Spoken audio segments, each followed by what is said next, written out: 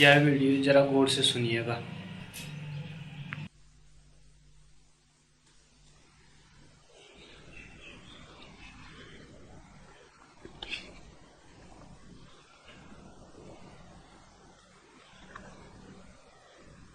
पहला प्रश्न,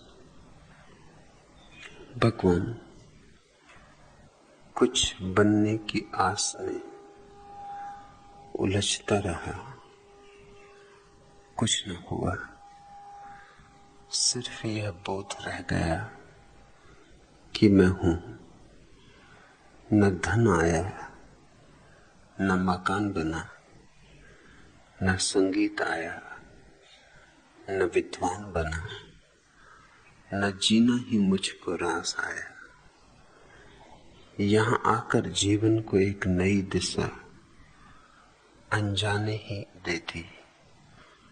अतीत भटकाव में बीत गया, वर्तमान संन्यास में, और भविष्य का निर्णय आप करें क्या होगा। दीपक भारती।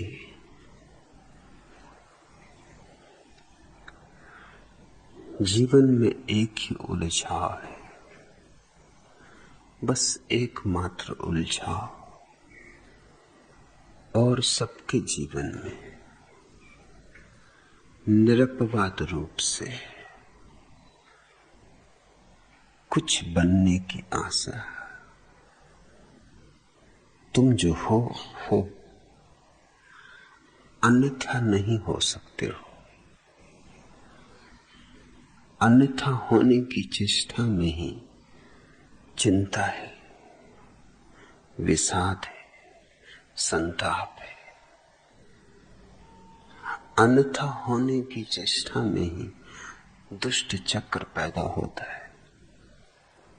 फिर तुम अपने हाथ से नई नई भंवरें खड़ी करते हो, डूबते हो, उभरते हो, डूबते हो, उभरते हो। तुम्हारी जिंदगी फिर एक लंबे सपनों का सिलसिला है, और हर सपने का बिखराव बन जाती। गुलाब अगर कमल बनना चाहे तो विक्षिप्त तो हो ही जाएगा। चंपा अगर चमेली बनना चाहे तो रोग निश्चित है। जो है, जो जैसा है, वैसे के स्वीकार का नाम ही सन्यास है। सन्यास का अर्थ है तथाता, समग्र रूपेण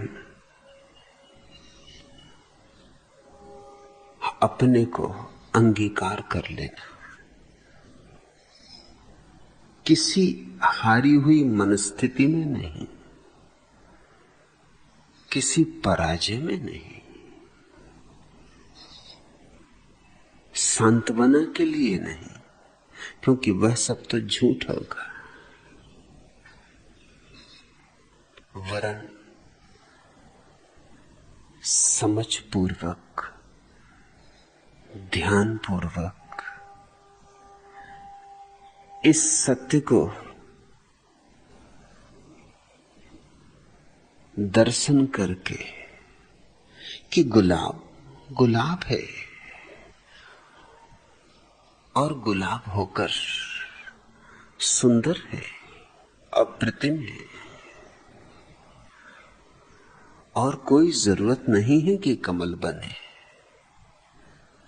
अगर सारी पृथ्वी पर कमल ही कमल हो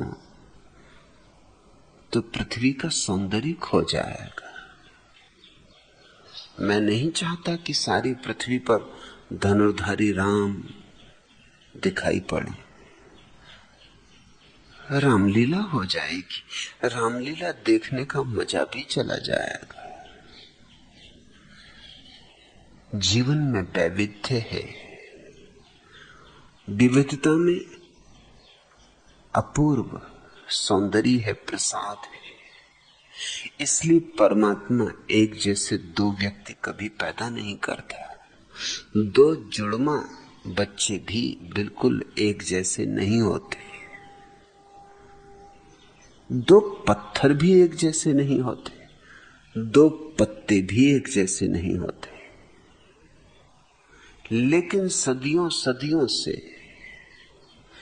पंडित पुरोहितों का जाल तुम्हें उल्टी ही बातें समझाता रहा है।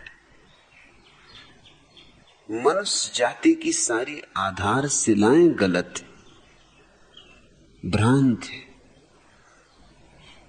क्योंकि उनके बीच में महत्वाकांक्षा का जहर है। प्रत्येक बच्चे को हम कहते हैं कुछ बनो, कुछ करके दिखाओ,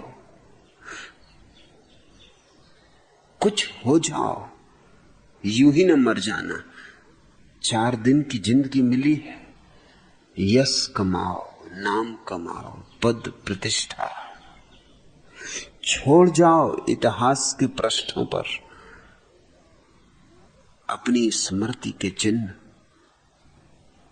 लेकिन समय की रेत पर किसके चिन्ह टिकते, और इतिहास के पृष्ठों पर किसी पाद टिप्पणी में अगर तुम्हारा नाम रह भी गया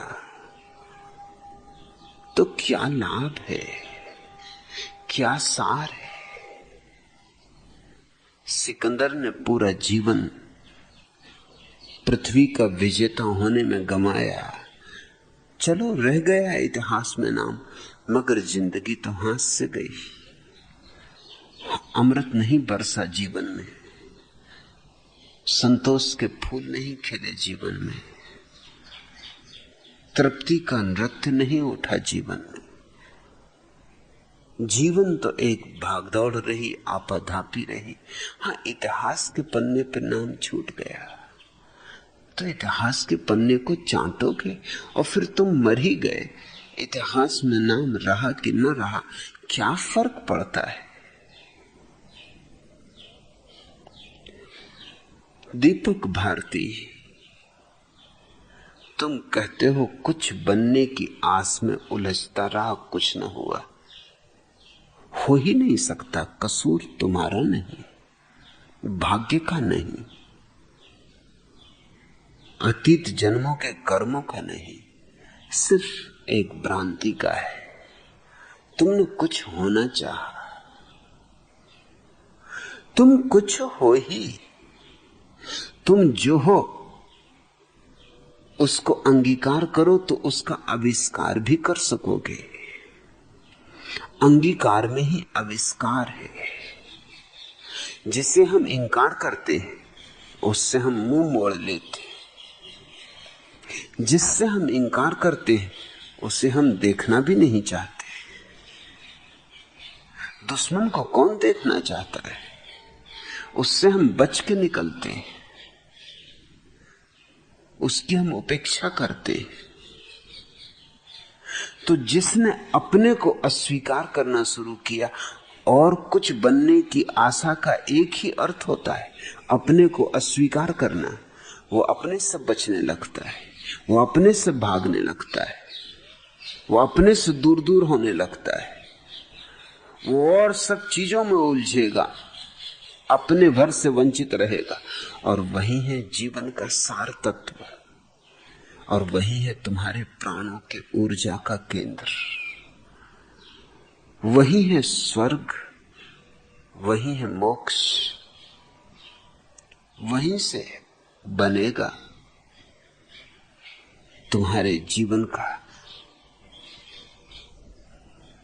विकास, गति, क्रांति। मगर अंगीकार पहली शर्त है, और अंगीकार अहोभाव पूर्वक, अंगीकार आनंद से, कृतज्ञता से। यह मेरी बुनियादी सीख है। महत्वाकांक्षा तुम्हें सिखाई गई है, मैं तुम्हें महत्वाकांक्षा मुक्ति सिखाता हूं।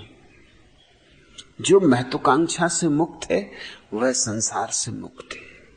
मैं नहीं कहता संसार से भागो, कोई जरूरत नहीं, सिर्फ महत्वाकांक्षा का पागलपन गिर जाने दो। जो हो उसमें रसमग्न हो, जो हो उसके लिए परमात्मा को धन्यवाद दो। शिकायत नहीं, शिकवा नहीं, अनुग्रह। और तब प्रार्थना सहज ही उठेगी, उठानी भी ना पड़ेगी। और फिर तब प्रार्थना ईसाई नहीं होगी, हिंदू नहीं होगी, जैन नहीं, बौद्ध नहीं, सिर्फ प्रार्थना होगी। शब्द भी नहीं होंगे उसमें, सिर्फ भाव की अर्चना होगी, सिर्फ मौन गीतांजलि होगी। चुपचाप सिर झुक जाएगा इस विराट अस्तित्व के प्रति, क्योंकि जो इसने हमें दिया है, क्या हम उसके अधिकारी हैं? क्या हम उसके पात्र हैं? जीसस की प्रसिद्ध कहानी बहुत प्रीतिकर है, छोटी सी कहानी, सरल सी कहानी, लेकिन अर्थ बड़े दूरगामी। कहानी है कि एक अंगूर के बगीचे के मालिक ने, अंगूर पक गए हैं, सुबह सुबह कुछ मजदूर बुलाए, अंगूरों को तोड़ना है। अब ज्यादा देर अंगूरों को छोड़ा नहीं जा सकता, अन्यथा वे सड़ जाएंगे, अन्यथा अपने आप गिरने लगेंगे। लेकिन वे मजदूर कम थे। दोपहर उसने और मजदूर बुलाए, वे भी कम पड़े। सांझ उसने और मजदूर बुलाए। सांझ को जो मजदूर आए वो तो ऐसे समय आए जबकि दिए जलने का समय होने लगा था, अंधेरा उतरने लगा था, काम बंद कर रहे थे और मजदूर। फिर उसने सारे मजदूर इकट्ठे किए और सबको बराबर बराबर तनख्वाहें बांट दी। स्वभावतः जो सुबह आए थे खिन्न हुए, नाराज हुए। आखिर आदमी थे, तुम होते तो तुम भी नाराज होते। उन्होंने कहा कि ये कैसा अन्याय है, हम सुबह से खून पसीना कर रहे, हमें भी उतनी ही तनख्वाह है। जो दोपहर आए, आधे दिन काम किया, उनको भी उतनी ही तनख्वाह है, और ये भी हम बर्दाश्त कर लेते। मगर जो अभी अभी आए, जिन्होंने काम किया ही नहीं, उन्हें भी उतनी ही तनख्वाह है। अन्याय की भी कोई सीमा होती। वह मालिक हंसने लगा। उसने कहा, तुमसे एक बात पूछूं? मैंने तुम्हें जो दिया है वो तुम्हारी मजदूरी से कम है? उन्होंने कहा कि नहीं, हमारी मजदूरी से तो ज्यादा है। जितना हमने मांगा था सुबह, उससे तो 2 गुना है। उस मालिक ने कहा, तुम उसके लिए मुझे धन्यवाद नहीं दे रहे कि मैंने तुम्हें 2 गुना दिया। फिर ये संपत्ति मेरी है, मैं किसी को लुटाऊं? तुम्हें शिकायत कैसी? तुम हो कौन? जो दोपहर आए उनको भी मैंने उतना दिया, और जो अभी अभी आए जिन्होंने काम किया नहीं, उनको भी उतना दिया। इसलिए नहीं कि वो पात्र हैं, इसलिए नहीं कि उन्होंने श्रम किया, बल्कि इसलिए कि मेरे पास बहुत है, मेरे पास देने को बहुत है। मैं तलाश करता हूं कि किसको दूं, जो मिल जाता है उसको देता हूं। मैं अपने आधिक्य से देता हूं। जीसस कहते थे, परमात्मा ने तुम्हें दिया है अपने आधिक्य से।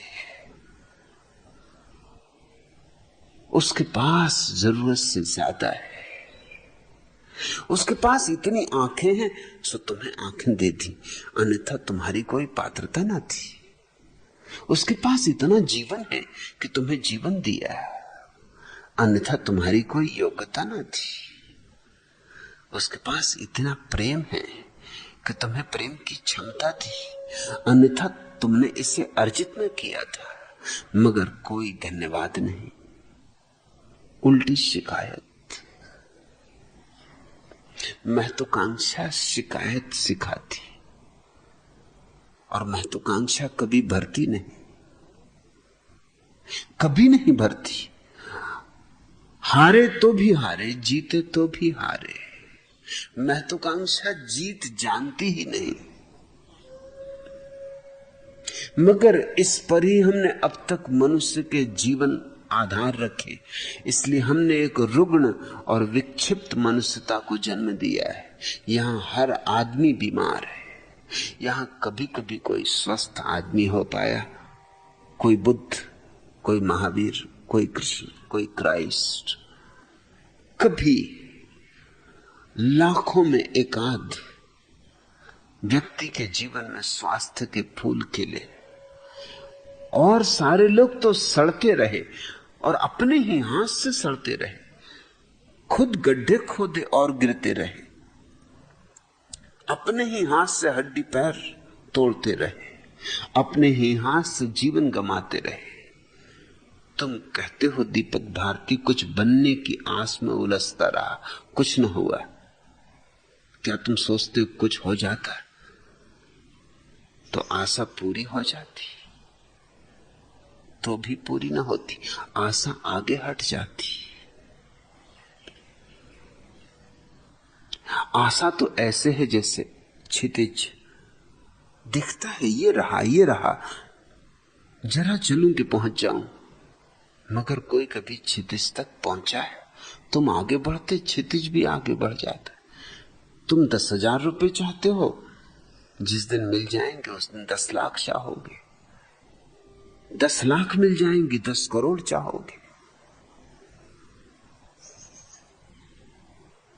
तुम मांगते ही रहोगे, तुम्हारा मन कभी भरेगा नहीं। ये भरना जानता नहीं। बुद्ध ने कहा है तृष्णा दुष्पूर है। क्यों? क्योंकि तृष्णा बुनियाद में ही भूल है।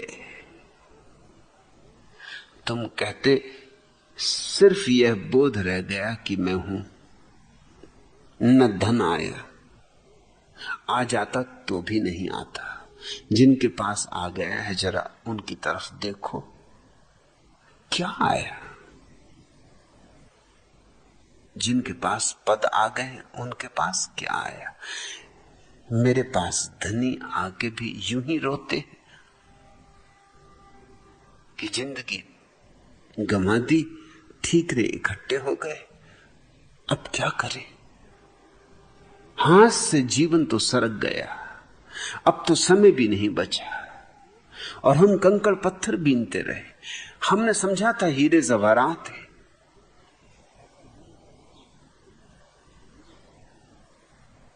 फिर एक आदत बन जाती, दौड़ने की भी आदत होती, चिंता की भी आदत होती, तृष्णा की भी आदत होती। ये दिखाई भी पड़ने लगता है कि अब क्या दौड़ने से सार है।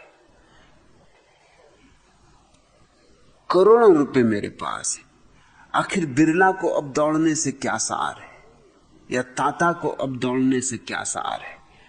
अब क्या है जिसकी कमी? मगर दौड़ की आदत हो गई, अब सब है, मगर वो जो दौड़ की आदत बन गई वो धक्का देती, वो कहती दौड़े चलो, और कमाओ और कमाओ। वो जो और पकड़े हुए है प्राणों को छोड़ता ही नहीं। तुम मकान भी बना लेते तो क्या होता, महल बनाने की आकांक्षा पैदा हो जाती। तुम संगीत भी सीख लेते तो क्या होता, कितने कितने बड़े संगीतज्ञ, वैसे ही दीनहीन जैसा कोई और विद्वान कुछ कम है। मोहल्ले मोहल्ले, गांव गांव, क्या पाया है उन्होंने?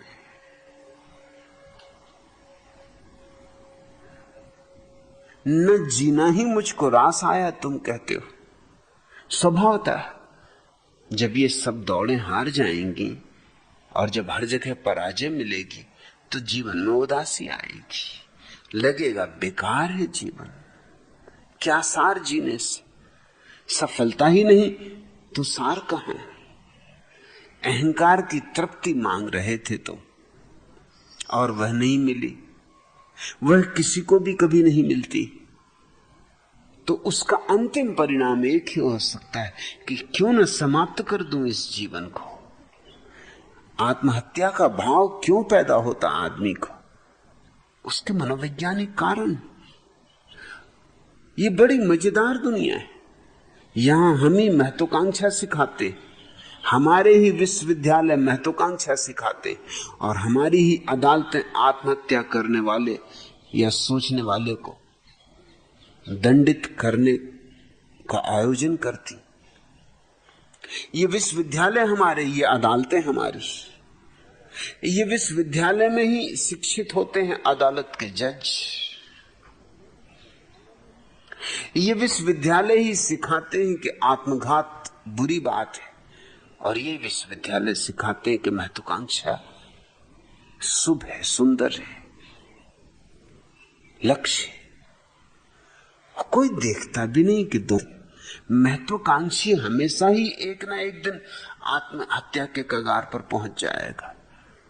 जब कभी भी जीतेगा नहीं तो एक ना एक दिन सोचेगा क्या करना है, कब तक धोखा देना, कब तक झूठा हंसूं जबकि हंसी आती नहीं, हंसने को कुछ है नहीं, कब तक मुस्कुराऊं, ये झूठे ओंठ कब तक फैलाऊं,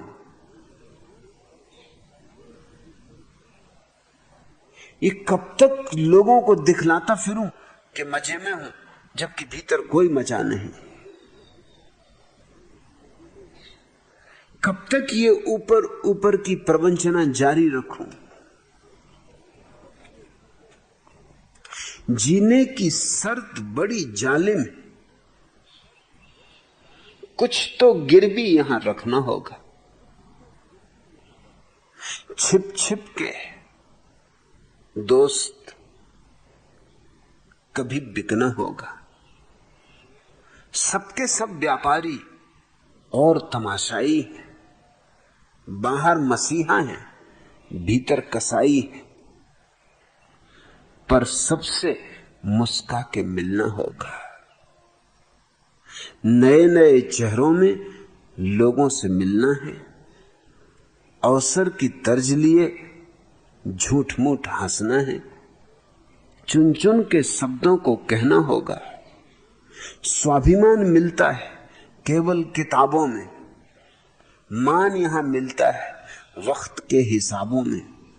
बहती हवा के साथ बहना होगा, जीने की शर्त बड़ी जालिम, कुछ तो गिरवी यहां रखना होगा। छिप छिप के दोस्त कभी बिकना होगा। और क्या गिरवी रखना पड़ता है? आत्मा गिरवी रख जाती है।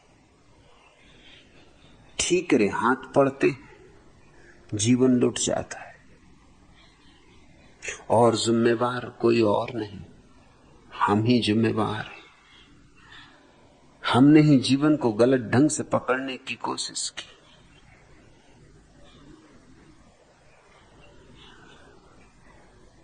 अच्छा ही हुआ कि न बने विद्वान, कहीं भटक जाते शब्दों के जंगल में। बहुत विद्वान भटक गए, शब्दों का जंगल बड़ा है, उसको पार करते करते जन्म जन्म लग जाते।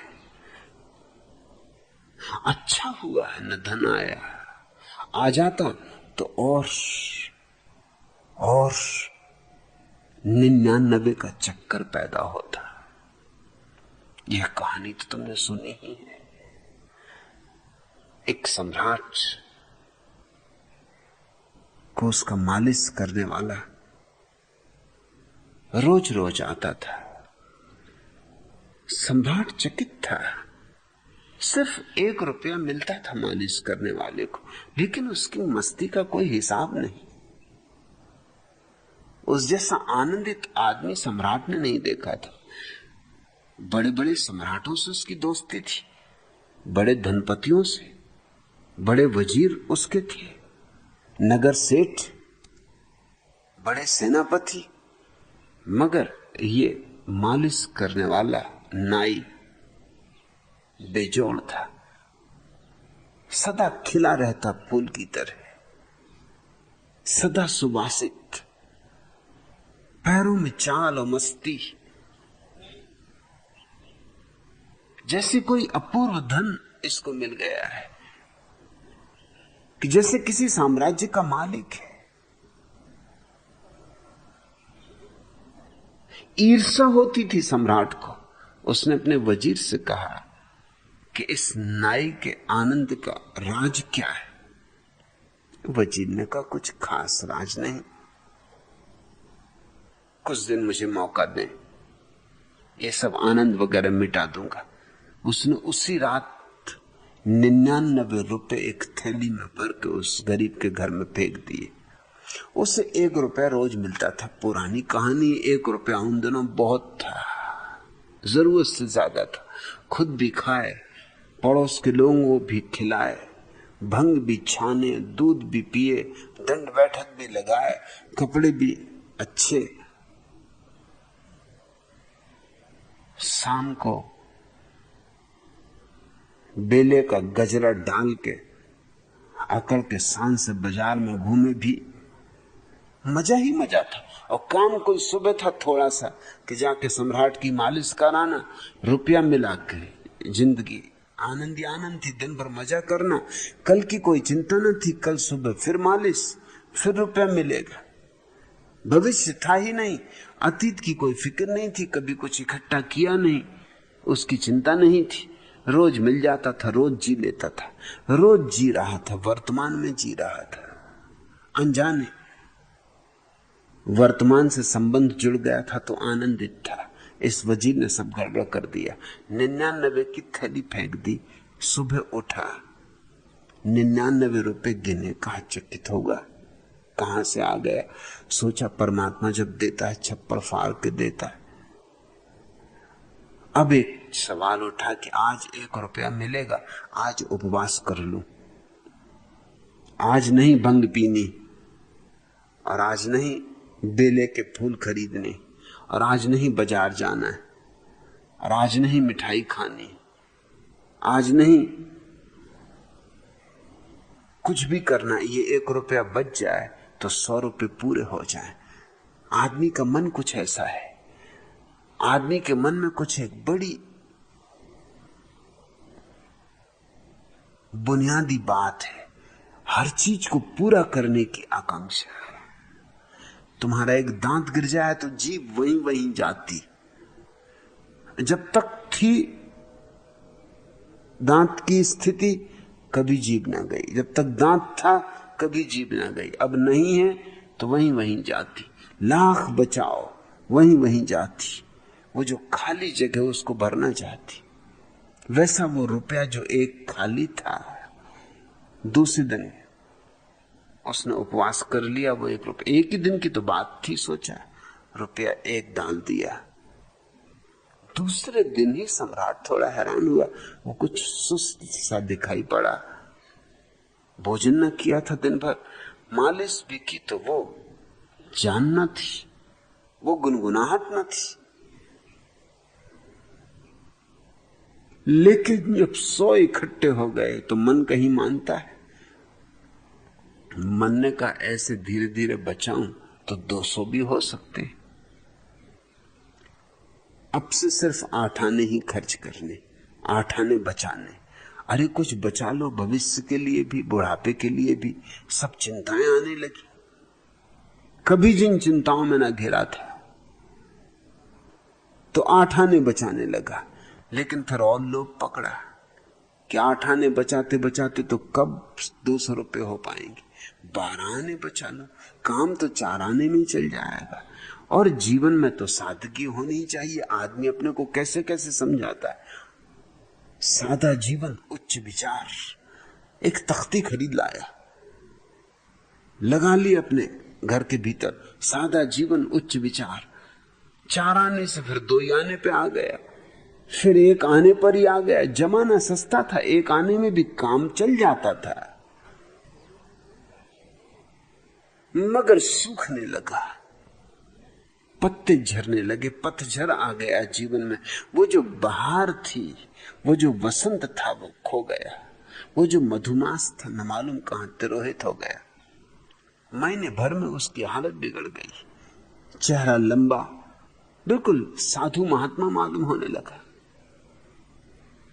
उदास, उदासीन, विरक्त, जैसे जीवन में कुछ भी नहीं है, सब बेकार।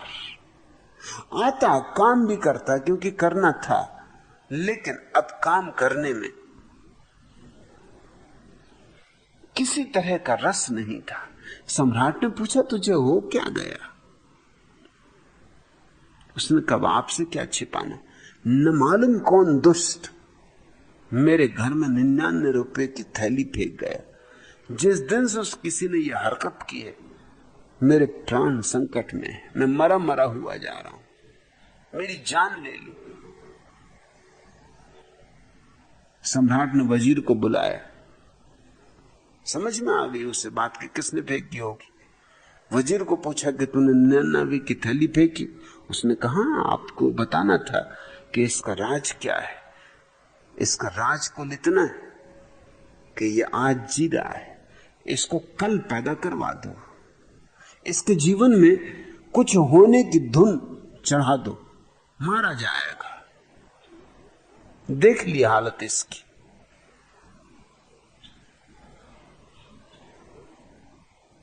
मिल जाता तो 99 का चक्कर पैदा होता, वो जान ले लेता। नहीं मिलता तो लगता है जीवन बेकार है, क्या फायदा जीने से, जीवन रास नहीं आया। अब तुम कहते हो यहां आकर जीवन को एक नई दिशा अनजाने ही दे दी। यह दिशा तुम ठीक से समझ लो, अन्यथा फिर चूक जाओगे। अगर ठीक ठीक पकड़ो तो यह दिशा नहीं है। सन्यास कोई दिशा नहीं है, दिशा से मुक्ति। दिशा में तो फिर भविष्य आ गया, और वो तुम्हारे प्रश्न में भी आ गया। तुम कह रहे हो अतीत भटकाव में बीत गया, अभी भी बोझिल है अतीत तुम्हारे ऊपर, और वर्तमान सन्यास में, और भविष्य का आप निर्णय करें। अभी भविष्य गया नहीं, तुम नहीं करोगे निर्णय, तुम मुझसे करवाओगे। मकसद यह हुआ कि अब तक तुम अपने को दोषी ठहराते थे, अब तुम मुझे दोषी ठहराओगे। मगर भविष्य अभी है। जब तक अतीत है तब तक भविष्य, ये एक ही सिक्के के दो पहलू। जाते हैं साथ ही जाते हैं, रहते हैं साथ ही रहते हैं। और जब तक अतीत और भविष्य है, वर्तमान नहीं है, सिर्फ भ्रांति। यहां एक मौज है, एक मस्ती है, यहां एक हवा है, एक वातावरण है। यहां इतने सन्यासियों के बीच स्वभावता तुम्हें भी लगता होगा बड़ा आनंद है, घर लौटते ही खो जाएगा, क्योंकि तुम्हारा अतीत और भविष्य अभी गया नहीं। अभी 99 का चक्कर मौजूद है। अभी भी तुम अतीत की सोच रहे हो जिसमें कुछ भी नहीं। आदमी अतीत को छोड़ नहीं पाता क्योंकि उसमें उसका अहंकार जुड़ा होता है कि मैं क्या इतना मूर्ख था कि मैंने इतने दिन गंवाए। चाहे दिशा गलत पकड़ ली हो, काम तो मैं ठीक ही कर रहा था, अब दिशा भी ठीक मिल गई। काम तो तुम वही करोगे, अब दिशा भी ठीक मिल गई। मैंने बिना मार्गदर्शन के आपाधापी की थी, अब मार्गदर्शन मिल गया, अब मार्गदृष्टा मिल गया, अब गुरु मिल गया, तो तुम गलती में पड़ गए। मैं वैसा गुरु नहीं हूं जो दिशाएं देता है, मैं वैसा गुरु हूं जो दिशाएं छीन लेता है, जो महत्वाकांक्षाएं छीन लेता है, जो सब छीन लेता है, जो तुम्हें निपट नग्न छोड़ देता है, तुम जैसे हो वैसे। और मेरी मौलिक क्रांति यही है कि मैं तुमसे कहता हूं कि तुम जैसे हो परिपूर्ण हो, कुछ करना नहीं है। तत्वमसि, तुम परमात्मा हो, और क्या करने को है, और क्या जोड़ने को है। जियो, प्रफुल्लित होकर जियो, परमात्मा को अभिव्यक्त होने दो। अभिव्यक्त करना है ऐसा नहीं, होने दो। हो तो ठीक, न हो तो उसकी मर्जी। कोई फूल फूल बने ठीक, कोई फूल कली रह जाए तो भी ठीक। कली का भी अपना सौंदर्य है, कली का भी अपना मजा है। जो हो जाए ठीक, जो न हो ठीक, ऐसी मनोदशा को मैं सन्यास कहता हूं। तुम कहते हो कुछ बनने की आस में उलझता रहा, कुछ ना हुआ, सिर्फ यह बोध रह गया कि मैं हूं, वह बोध भी अब जाने दो। होना है, मैं कहीं भी नहीं। मैं तो पैदा होता है मैं तो कांक्षा से। मैं तो कांक्षा अहंकार को पैदा करने की कीमिया है, रसायन शास्त्र। अगर इतना भी बोध रह गया कि मैं हूं, तो फिर सब आ जाएगा। बीज रह गया, और बीज काफी है। जरा सी बात सारे संसार को ले आती। एक दूसरी कहानी तुमने सुनी होगी। एक सम्राट अपने हाथी से गुजरता था। एक मंदिर के सामने एक युवक बैठा हुआ था, उठा और सम्राट के हाथी की पूंछ पकड़ के खड़ा हो गया। सम्राट ने लाख कोशिश की, महावत ने हाथी को बहुत डराया, धमकाया, मारा, पीटा, मगर युवक बड़ा बली था। उसने जो पूंछ पकड़ी सो हाथी टस से मस न हो सका। भीड़ लग गई, बाजार था, सम्राट की बड़ी बेइज्जती हो गई। हाथी पे चढ़ा बैठा है सम्राट, मगर एक युवक ने, एक गरीब युवक ने पानी फेर दिया सारे साम्राज्य पर। दुखी घर लौटा। किसी बुजुर्ग से पूछा कुछ करना होगा, क्योंकि अक्सर मुझे उस रास्ते से निकलना पड़ता। अगर ये उपद्रव रोज रोज होने लगा तो ये बदनामी की बात है, और मुझे बहुत ही हतप्रभ होना पड़ा। उस बुजुर्ग ने कहा चिंता ना करो। उस युवक को बुलाया और कहा तू करता क्या? उसने कहा कुछ नहीं करता।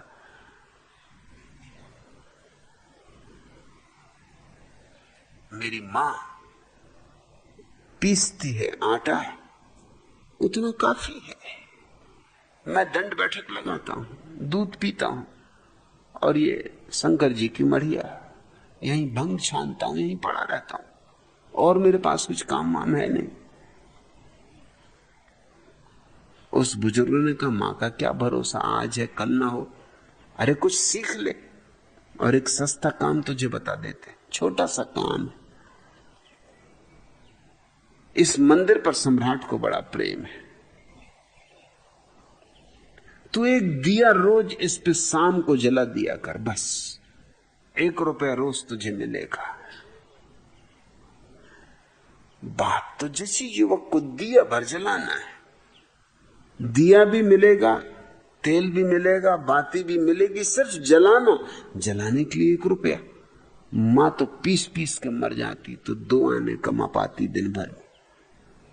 मजा आ जाएगा, इसने सोचा। 1 रुपए में तो गुलछर्रे हो जाएंगे।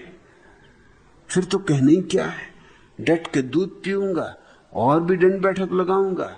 इस इलाके में मेरा कोई मुकाबला न रह जाएगा। रात भर सो ही न सका, वो 1 रुपया घूमता ही रहा। क्या क्या योजनाएं न बनाई, क्या क्या नहीं कर बैठूंगा। अभी रुपया मिला भी नहीं था, और दूसरे दिन जब सम्राट का हाथी निकला और उसने पूंछ पकड़ी, घिसट गए। सम्राट बड़ा हैरान हुआ, उसने बुजुर्ग से पूछा, तुमने क्या किया?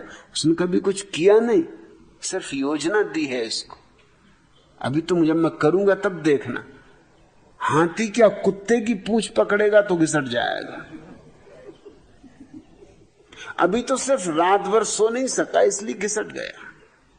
सुबह दंड बैठक भी लगा नहीं पाया दिल से, यही फिक्र लगी रही कि आज शाम से काम शुरू करना है, और रुपया, 1 रुपया, मजा आ जाएगा। क्या क्या योजनाएं इसने नहीं बना ली।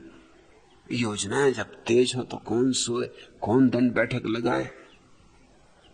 अभी तुम देखो जरा 2-4 दिन, रुपया उसे मिलने लगा, रोज दिया जलाने की एक चिंता पकड़ गई। इसके पहले उसने चिंता जानी नहीं थी, चिंता से उसकी कोई मुलाकात ही ना हुई थी, कुछ करता ही ना था। जब मौज आई सो गए, जब मौज आई जग गए, जब मौज आई नदी स्नान कराए, जब मौज आई मित्रों से मिलाए। मौज थी जिंदगी। अब पहली दफा चिंता बनी। बैठा है मित्रों में, लेकिन पूछे भाई कितने बजे, क्योंकि मुझे जरा दिया जलाना है। गपशप कर रहा है, बीच में से उठ जाए, दंड बैठक लगा रहा है, घंटा घर की घड़ी देखे कि कहीं शाम का वक्त तो नहीं हो गया, नहीं तो रुपये चूक जाएगा। बुजुर्ग ने कह दिया था, अगर एक भी दिन अंधेरा हो गया और दिया नहीं जला कि रुपया गया। जब महीने भर बाद सम्राट निकला तो उस युवक को देख के उसे बड़ी दया आई। वो तो सूख गया था, वो तो पहचानने भी नहीं आता था, ये क्या हाथी को रोकेगा। वो बुजुर्ग ठीक कहता था कि इसको कुत्ता घसीट देगा।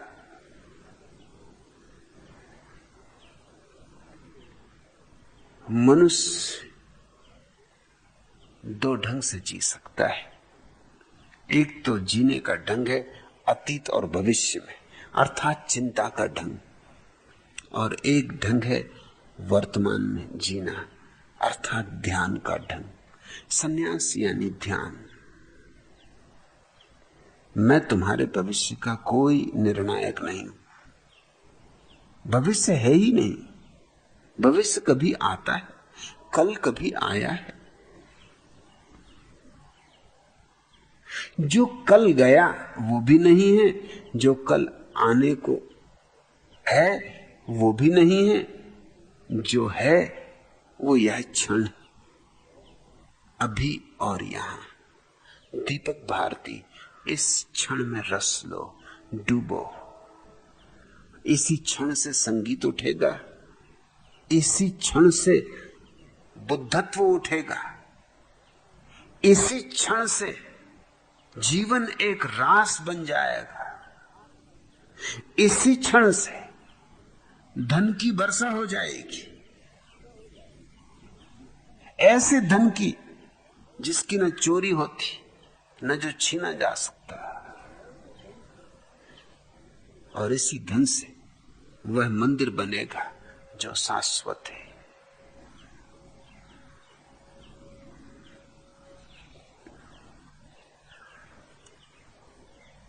दूसरा प्रश्न, भगवान गीता, रामचरितमानस और गोस्वामी तुलसीदास की रचनाओं में मेरा विश्वास है, और उनसे अनुप्रेरित होकर मैं अपना संपूर्ण जीवन मानव कल्याण के लिए समर्पित करना चाहता हूं। फिर आप भी तो यही कर रहे। कृपया आशीष दें और सानिध्य का अवसर दें। पंडित मोतीलाल जोशी।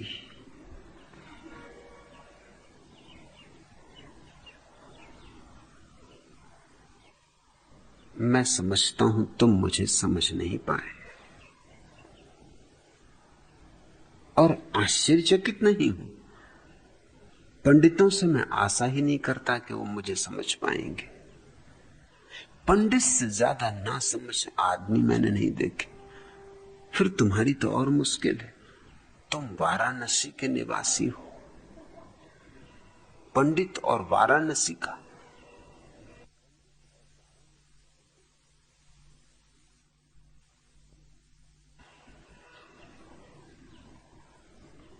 ये काशी तो नगरी है 3 लोक से न्यारी। काशी की मूढ़ता का कोई मुकाबला नहीं। इसकी मूढ़ता पांडित्य के इतने जालों में छिप गई कि उसका पता चलाना भी मुश्किल हो जाता है। तुम कुछ सुनते रहे, मैं कुछ और कहता रहा। तुम कहां की बातें उठा रहे हो? गीता, रामचरितमानस, गोस्वामी तुलसीदास।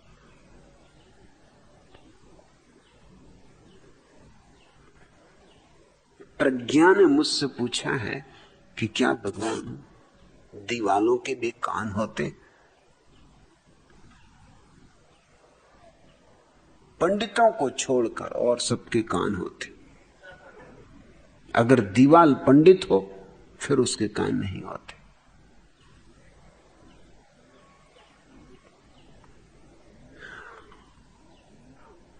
आदमियों के कान दिखाई पड़ते मगर होते हैं कि नहीं, ये तो अवसर पर ही सिद्ध होता है।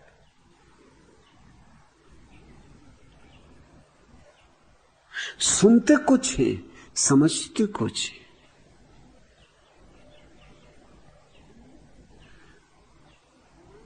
और अपनी पुरानी संस्कारों की जो व्यवस्था है उसको हटा के नहीं सुनते, उसको बीच में रख के सुनते। उसमें से कट छट के कुछ बात पहुंचती है, वो बिल्कुल बिगड़ जाती। एक सिनेमा घर के गेट कीपर को दांत में दर्द हो रहा था। ख्याल रखना, सिनेमा घर का गेट कीपर था। वह दौड़ा हुआ डॉक्टर के पास गया और बोला, डॉक्टर साहब, दांत में मुझे बहुत दर्द हो रहा है। कौन से दांत में? डॉक्टर ने पूछा। गेट कीपर ने कहा, नीचे की बालकनी में, सामने वाली लाइन में, दूसरे नंबर पर। गेट कीपर ही है तो नीचे की बालकनी में, सामने वाली लाइन में, दूसरे नंबर पर। अपनी भाषा, अपने सोचने के ढंग, अपना जाल हटता नहीं।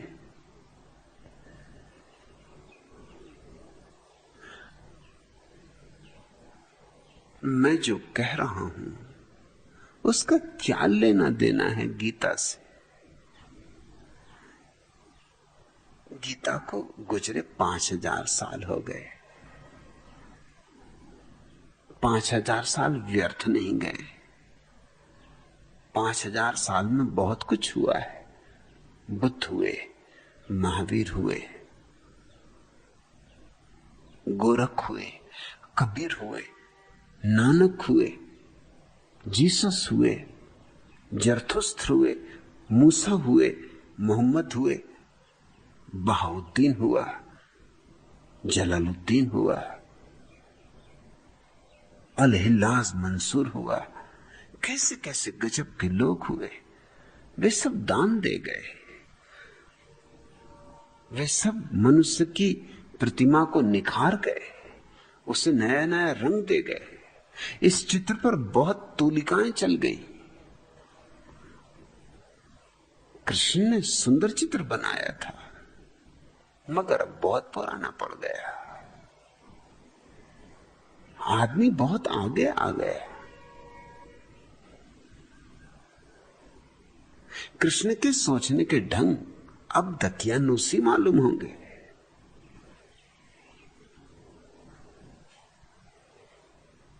कृष्ण को हिंसा में भरोसा था। आज जो आदमी हिंसा में भरोसा करे उसको हम सोच विचारशील आदमी नहीं कह सकते। उन दिनों बात ठीक थी, ठीक रही होगी।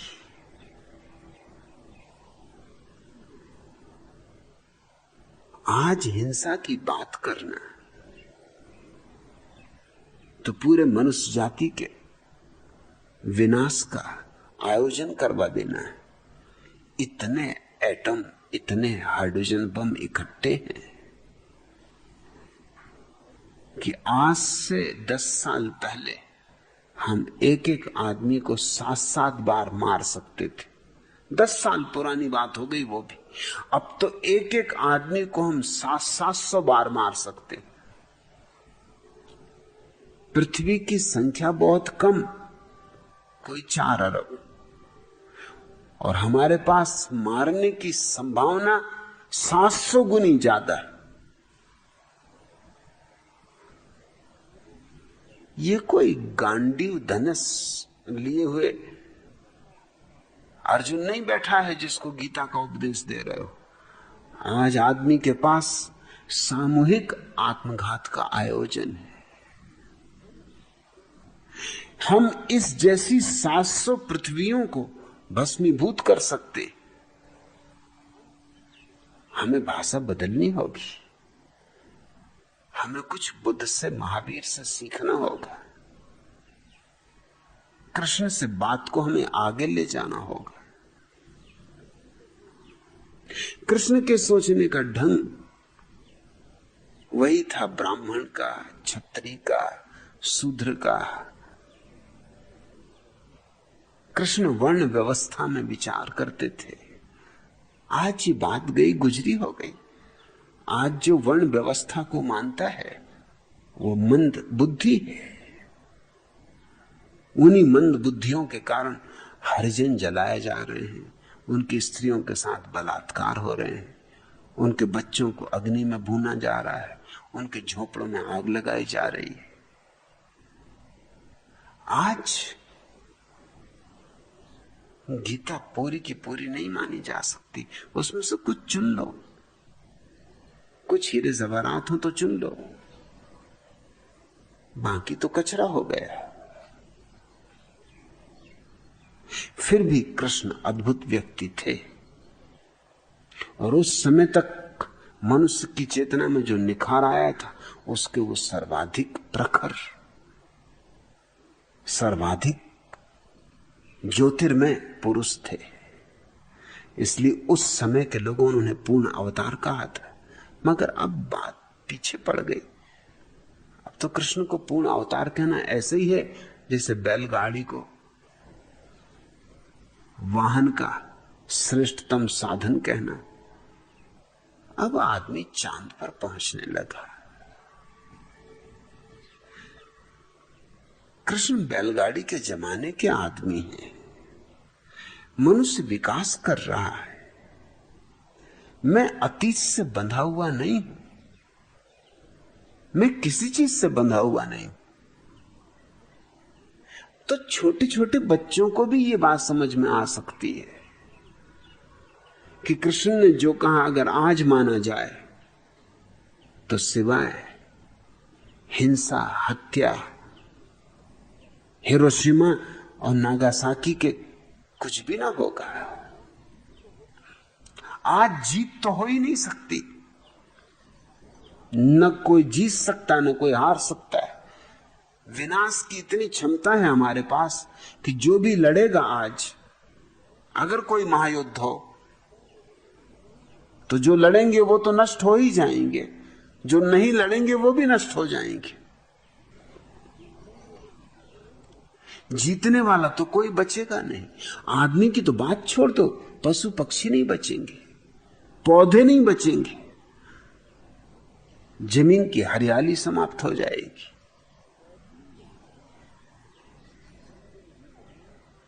जीवन ही नष्ट हो जाएगा। आज गीता की बात को ज्यादा समर्थन नहीं दिया जा सकता, और ये क्षत्रिय और वैश्य और शूद्र की धारणा स्वधर्मे निधनम श्रेया।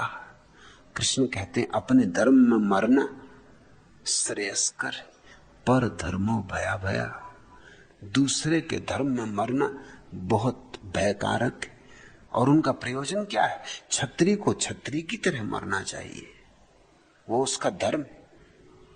कोई क्षत्रिय है, कोई ब्राह्मण है? जो ब्रह्म को जाने वह ब्राह्मण। बुद्ध ब्राह्मण है, महावीर ब्राह्मण है, मोहम्मद ब्राह्मण है, जीसस ब्राह्मण है मेरे हिसाब में।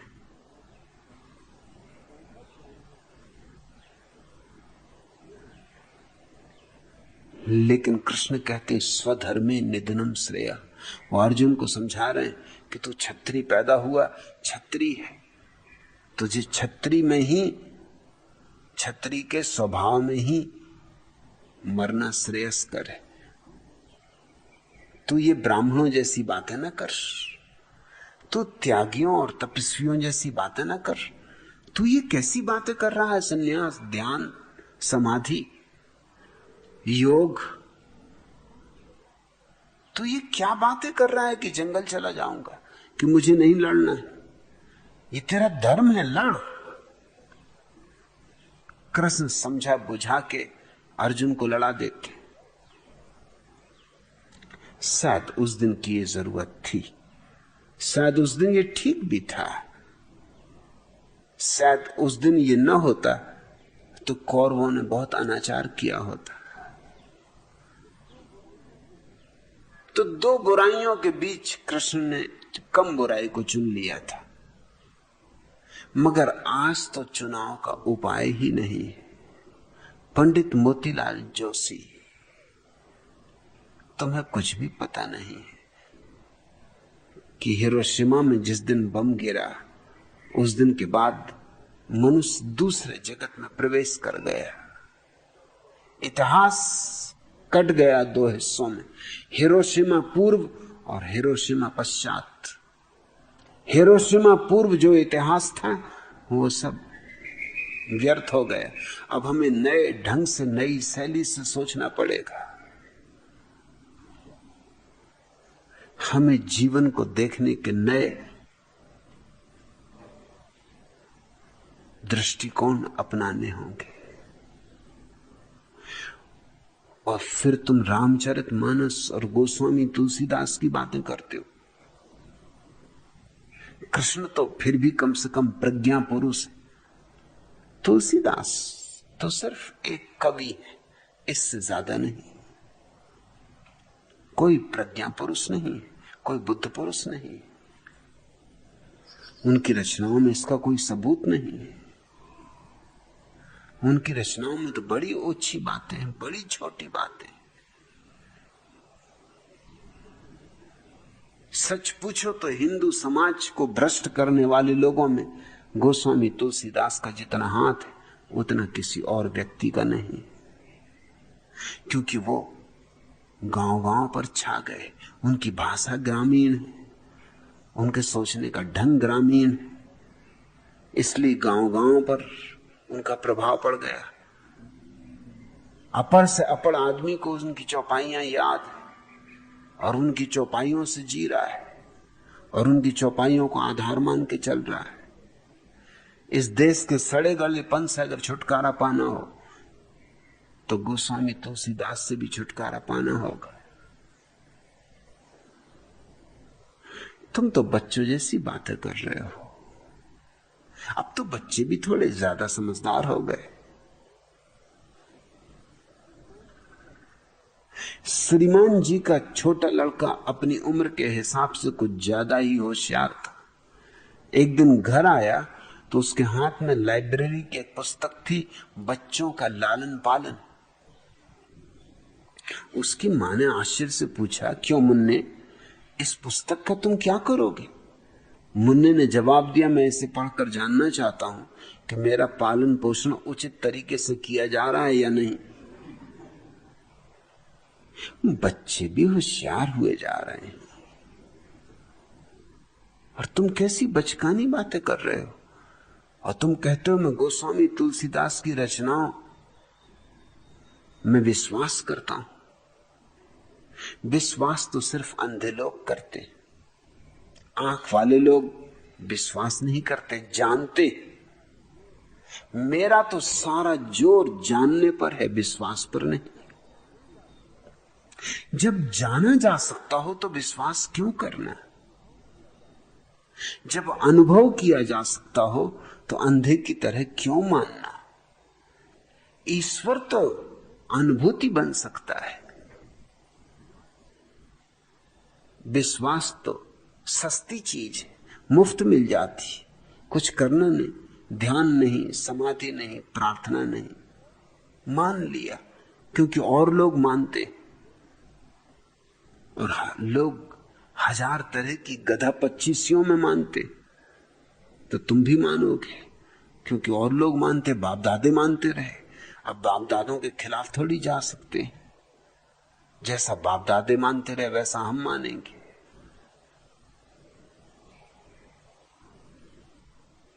तो विकास कैसे होगा? विश्वास धर्म नहीं,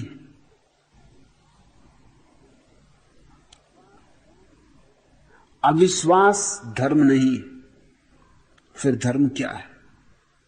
अविश्वास नास्तिकता लाता है, विश्वास आस्तिकता लाता, दोनों धर्म नहीं। धर्म है जिज्ञासा, मुमुक्षा, खोज, अन्वेषण। न तो मानने की जल्दी करो, न मानने की जल्दी करो, अपने को मुक्त रखो, खोजो, और जो तुम्हारे अनुभव में आ जाए उसको ही मानना। फिर उसको मानने का सवाल ही नहीं उठता, मानना ही पड़ेगा। अंधा आदमी प्रकाश में विश्वास करता है, आंख वाला विश्वास नहीं करता, जानता है। मैं तुम्हें आंख वाला बनाना चाहता हूं, मैं तो विश्वास का दुश्मन। और तुम कहते हो मैं गोस्वामी तुलसीदास से अनुप्रेरित होकर अपना संपूर्ण जीवन मानव कल्याण के लिए समर्पित करना चाहता हूं। तुम्हारे पास है क्या जिसको तुम मानव जीवन के कल्याण के लिए समर्पित करोगे? समाधि है, आनंद है, ईश्वर अनुभव है, मोक्ष की प्रतीति है। क्या है तुम्हारे पास? बुद्ध के पास एक आदमी आया, बहुत बड़ा धनी था उस समय का, असाधारण धनी था।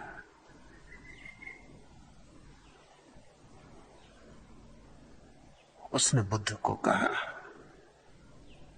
कि आपकी बातों से मैं अनुप्रेरित होकर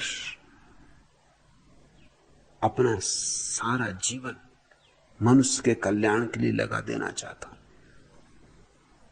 बुद्ध ने उसे गौर से देखा, और कहते हैं बुद्ध के जीवन में पहली बार किसी ने उनकी आंखों में आंसू देखे। झरझर 2 बूंद आंसू टपक गए। और सेठ तो बहुत हैरान हुआ। उसने कहा आपकी आंख में आंसू, मैंने कुछ गलत बात कही? बुद्ध ने कहा नहीं, मैं इसलिए चिंतित और दुखी हो गया कि तुम्हारे पास है ही क्या जो तुम मनुष्य जाति का कल्याण करोगे। अभी तुम्हारा ही कल्याण नहीं हुआ, बुझा दिया और दियों को जलाने चला, मुर्दा और लोगों को जीवन देने चला। खतरा यही है कि बुझा दिया कहीं और जले दियों को ना बुझा दे। और यही हुआ है। ये सारी दुनिया में जो धर्मों के प्रचारक घूम रहे हैं, ईसाई मिशनरी और आर्य समाजी और तरह तरह के मार्का और ट्रेडमार्क के लोग, तिलकधारी इत्यादि इत्यादि, और लगे हैं कल्याण में। और कल्याण किसका हो रहा है? कल्याण किसी का हो नहीं रहा है। हिंदू को ईसाई बनाना हो, ईसाई को हिंदू बना लो, खींचातानी करो आदमी की। कोई उसको ईसाई बना लेता है, फिर कोई भड़का के उसको आर्य समाजी बना लेता है, कोई किसी को जैन बना लेता है, कोई किसी को हिंदू बना लेता है। मगर कल्याण, जो हिंदू पहले से उनका कल्याण हो गया, जो ईसाई पहले से उनका कल्याण हो गया, जो आदमी कल्याण करने आ गया उसका कल्याण हो गया।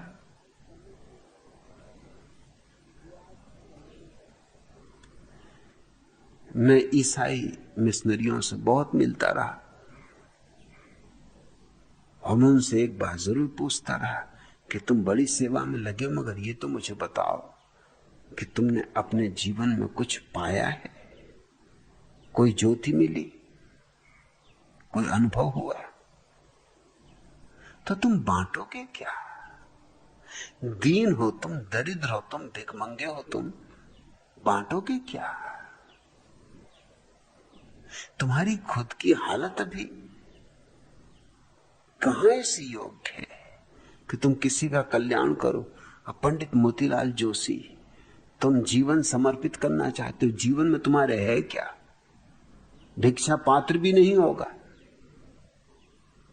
क्या समर्पित करोगे मानव कल्याण के लिए? मानव ने तुम्हारा क्या बिगाड़ा भैया? तुम अपने कल्याण करो, मगर दूसरे का कल्याण करने में बहुत मजा आता है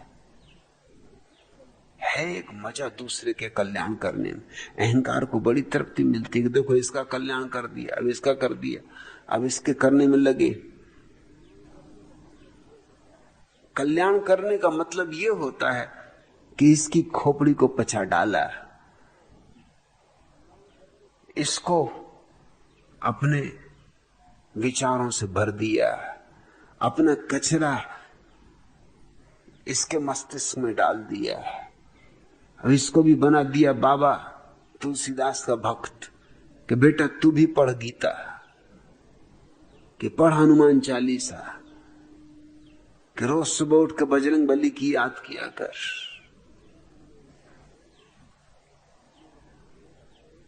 जो तुम बेवकूफियां कर रहे हो वही बेवकूफियां तुम दूसरों को सिखा दोगे, इसको तुम कल्याण कहते हो। तुम्हारे जीवन में कुछ हो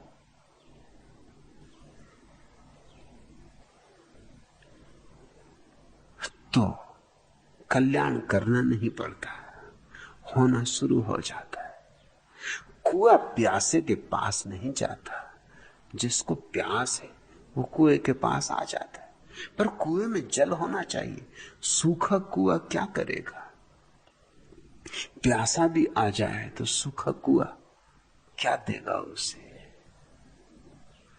एक साहित्यिक गोष्ठी में कुछ स्त्रियों ने आपत्ति उठाई कि नारी को अबला कहना उसका सरासर अपमान। गोष्ठी के महापंडित अध्यक्ष ने उनकी आपत्ति को जायज ठहराया और कहा कि मैं निर्णय देता हूं कि भविष्य में स्त्री को अबला न कहा जाए बल्कि बला कहा जाए।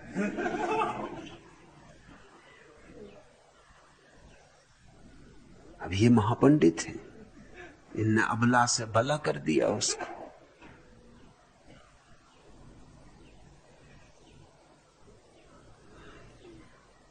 तुम क्या कल्याण करोगे? तुम पहले अपने को संभालो। मैं परोपकार की शिक्षा नहीं देता। परोपकार तो जिसने अपना स्वार्थ साध लिया उसके जीवन की सुगंध का नाम है।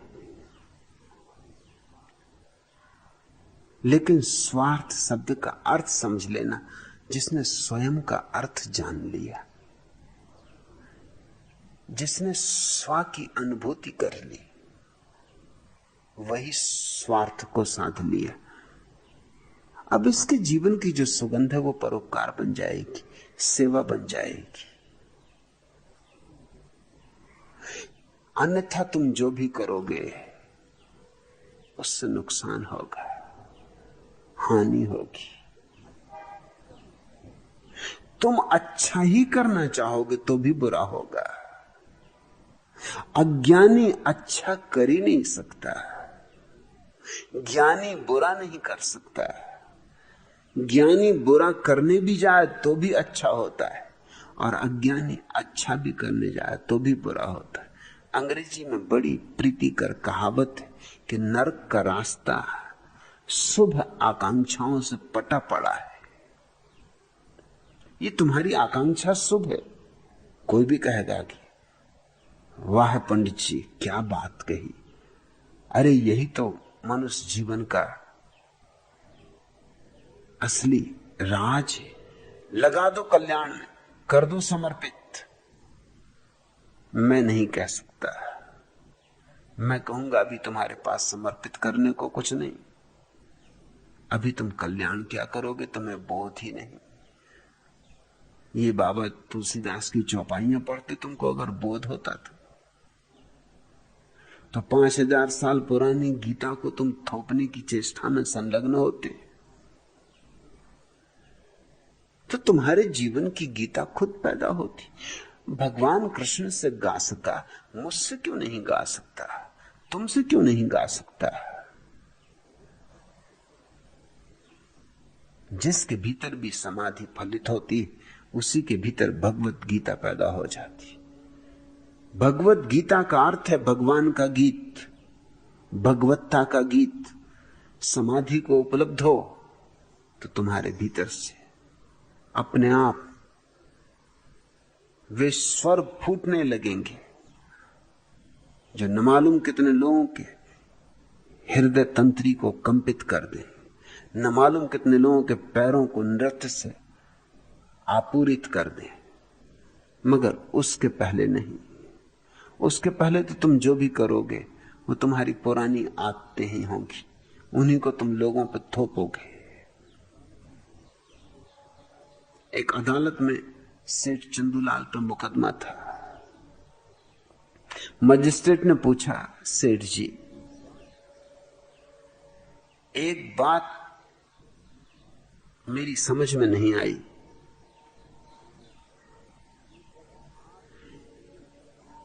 जब आप कहते हैं कि आप अपने घर गए तो आपने अपनी पत्नी को किसी पर पुरुष के साथ बिस्तर पर सोए देखा, तो आपने उन दोनों को एक दूसरे के पीछे खड़े होने को क्यों कहा? तो सेठ चंदूलाल ने कहा, ताकि मैं एक ही गोली में दोनों का सफाया कर सकूं।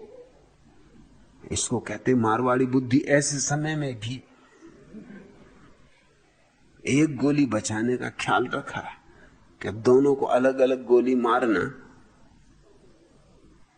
मजिस्ट्रेट ने पूछा, मैं ये भी जानना चाहता हूं सेठ जी कि बजाय तुमने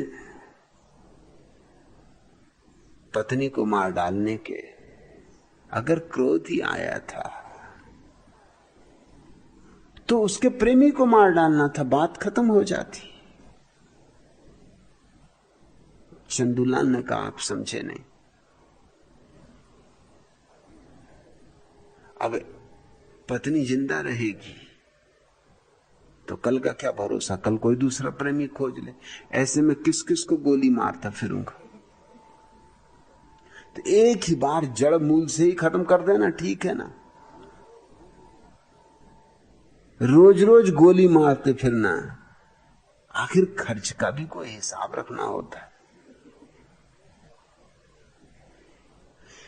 आदमी अपनी आदतों से भिन्न नहीं जाता।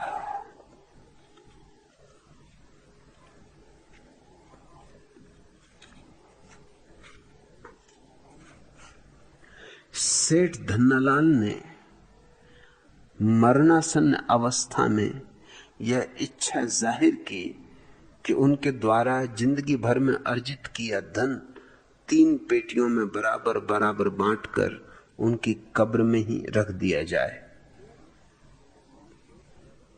क्योंकि उन्होंने कहा, लोग कहते हैं धन को तुम परलोक नहीं ले जा सकते, और मैं सिद्ध करना चाहता हूं कि ले जाऊंगा।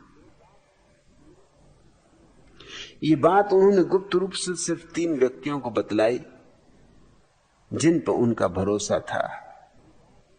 मंदिर के पुजारी मटकानाथ ब्रह्मचारी को, अपने लंगोटिया यार मुल्ला नसरुद्दीन को, और अपने सगे दामाद सेठ चंदूलाल को।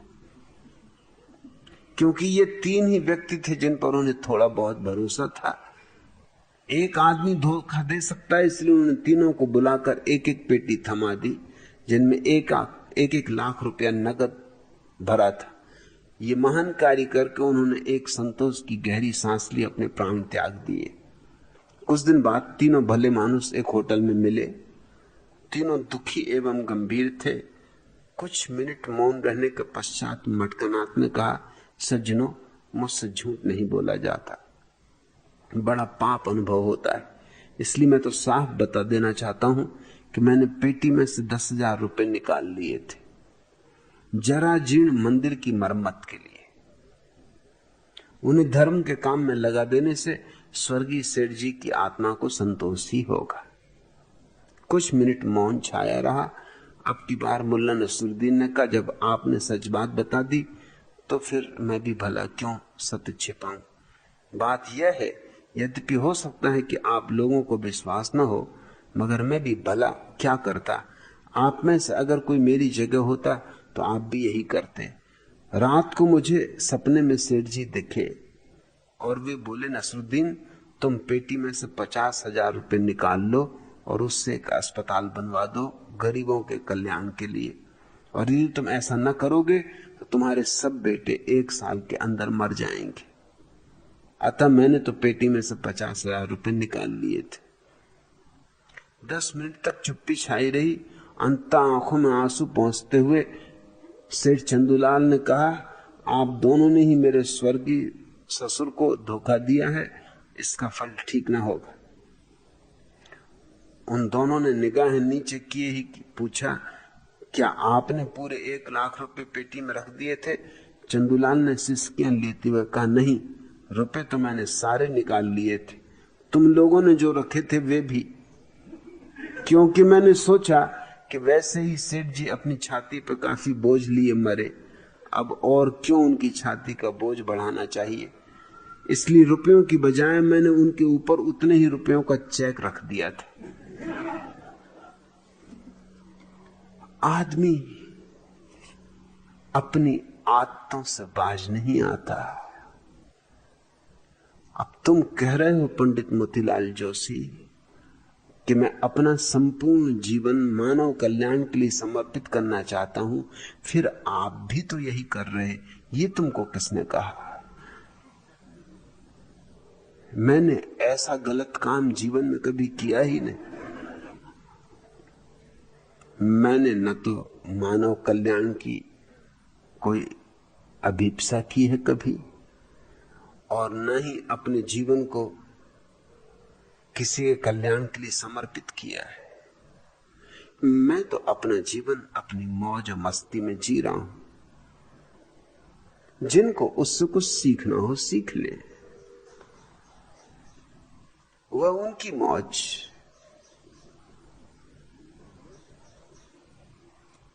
मेरी कोई आकांक्षा अपने को किसी के ऊपर थोप देने की नहीं है। मैं किसी के लिए कोई आदेश नहीं दे रहा हूं कि तुम ऐसा करो, कि नहीं करोगे तो नरक जाओगे, कि नहीं करोगे तो मैं अनशन कर दूंगा। मेरी मौज है कि मुझे जो दिखाई पड़ता है वो मैं कह रहा हूं। तुम्हारी मौज है कि तुम सुन लेते हो। मगर पंडित मोतीलाल जोशी कुछ का कुछ सुन रहे हैं, इसलिए प्रज्ञा का सवाल मुझे ठीक लगा कि क्या दीवानों के भी कान होते? होते ही होंगे, क्योंकि जीसस बार बार अपने शिष्यों से कहते हैं कि अगर तुम्हारे कान हो तो सुन लो और आंखें हो तो देख लो। या तो जीसस हमेशा ही अंधे और बहरों के बीच बोलते थे, जो कि बात सच नहीं मालूम होती। इतने अंधे बहरे भी कहां खोजेंगे, लेकिन वो ठीक कह रहे हैं। लोग सुनते कहां? पुरुषों के संबंध में चीन में कहावत है, एक कान से सुनते हैं दूसरे कान से निकाल देते, और स्त्रियों के संबंध में कहावत है, दोनों कान से सुनती और मुंह से निकाल देती। इसलिए जिस बात को फैलाना हो बस किसी स्त्री के कान में कह दो, शाम होते होते पूरे गांव को पता चल जाएगी। और अगर जल्दी फैलाना हो तो इतना और कह देना कि भाई किसी को बताना मत। या अगर बहुत ही मजबूरी आ जाए बताने की तो इतना जरूर कह देना उससे भी कि भाई किसी को बताना मत, बस शाम होते होते सारा गांव जान लेगा। विज्ञापन का इससे ज्यादा और कोई सुंदर उपाय नहीं।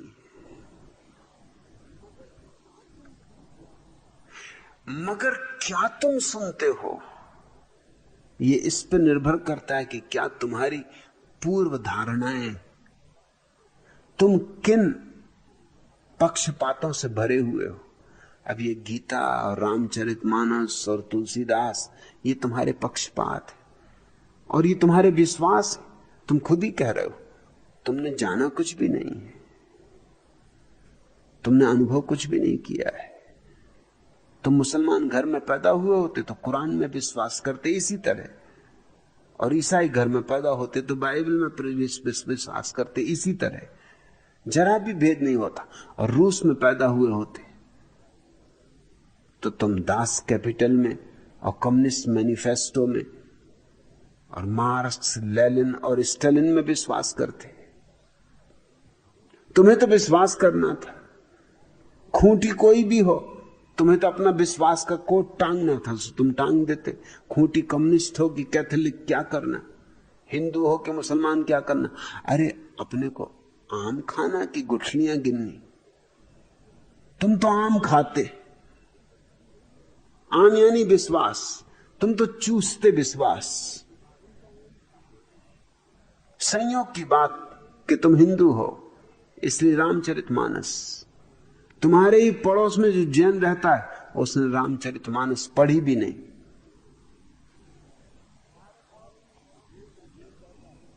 तुम्हारे पड़ोस में ही जो जैन रहता है वो गीता को धर्म ग्रंथ भी नहीं मानता। उसने कृष्ण को नरक में डाल रखा है क्योंकि इस आदमी ने महाहिंसा करवाई। अहिंसा परमो धर्मा अगर सिद्धांत है तो कृष्ण से ज्यादा हिंसक आदमी कहां खोजे से मिलेगा। चंगेज खान ने भी हिंसा की है, नादिर शाह ने भी हिंसा की है, मगर उनको भी थोड़ा अपराध लगता है। और कृष्ण तो हिंसा करने में अपराध ही नहीं मान रहे, उल्टे उसको धार्मिक बता रहे हैं। वो तो कह रहे हैं अर्जुन से कि दिल भर के कर, जी भर के कर। अरे तू है कौन?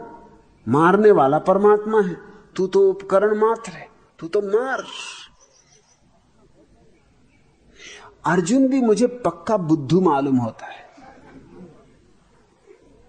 उसने ये नहीं कहा कि मैं भी सन्यास लेने वाला कौन, अब परमात्मा ही को सन्यास लेना है तो ले रहा है। ये चला, मैं होता उसकी जगह तो सीधी बात वहीं निपट जाती, मामला आगे बढ़ाने का नहीं था। तुम कहते हो कि परमात्मा को युद्ध करवाना है, मैं कहता हूं परमात्मा को सन्यास लेवाना है। अब तुम्हारी मानू कि अपनी मानू? परमात्मा मुझसे खुद बोल रहा है, और अगर तुमसे बोल रहा है तो तुम लड़ लो, तुम्हारी मर्जी। ये रहा गांडीव धन, संभालो। क्या बकवास लगा रखी गीता की, तुम लड़ो, मैं तो ये चला। और जब मनुष्य को कर्म फल की आशा नहीं करनी चाहिए, और जब मनुष्य को अपना कर्तव्य भाव ही छोड़ देना चाहिए, तो युद्ध के लिए ही क्यों, सन्यास के लिए भी कर्तव्य भाव छोड़ देना चाहिए। अर्जुन रहा महाबुद्धू, नहीं तो कृष्ण की बात में ऐसी कोई जान नहीं है, क्योंकि जो तर्क वो दे रहे हैं वो तर्क इतना ही है कि परमात्मा जो कराए वो करो। अर्जुन कहता है जयराम जी, ये चला, जो परमात्मा करवा रहा है करूंगा, अब बाधा मत डालो, तुमसे जो करवाए तुम करो, मेरे पीछे आना हो तुम भी आ जाओ, और तुम्हें लड़ना हो तो लड़ो। ये रहा धनुष और ये रहा रथ, और ये खड़े हैं सारे दुश्मन, जी भर के लड़ो। तुम कहते हो कि उसने तो जिनको मारना है मार ही डाल रहा है, तो निमित्त ही है। अरे तो जब निमित्त ही है तो किसी और को निमित्त बना लेगा, तो मैं क्यों निमित्त बनूं? जब उसे मारना ही है तो मार ही डालेगा वो, तो मारने दो उसको, वो जाने उसका काम।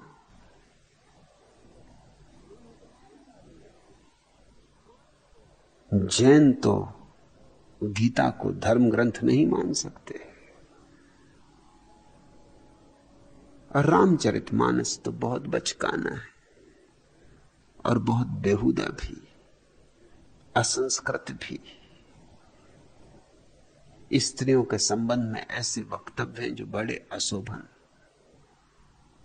शूद्रों के संबंध में ऐसे उल्लेख हैं जो अमानवीय है, जो राम की प्रतिष्ठा गिराते हैं।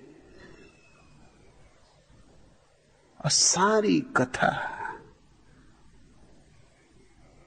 बहुत सामान्य स्तर की है, कोई ऊंचाइयां नहीं। मगर तुम्हारे मन में बैठी हैं तो तुम सोच रहे हो मैं भी वही कर रहा हूं। भैया मुझे क्षमा करो, मैं कुछ नहीं कर रहा हूं। करने वगैरह मुझे भरोसा नहीं। मैं तो अपनी मस्ती में जी रहा हूं। अब इसमें से जो हो जाए तो ठीक, न हो तो ठीक, मुझे कुछ विषाद नहीं।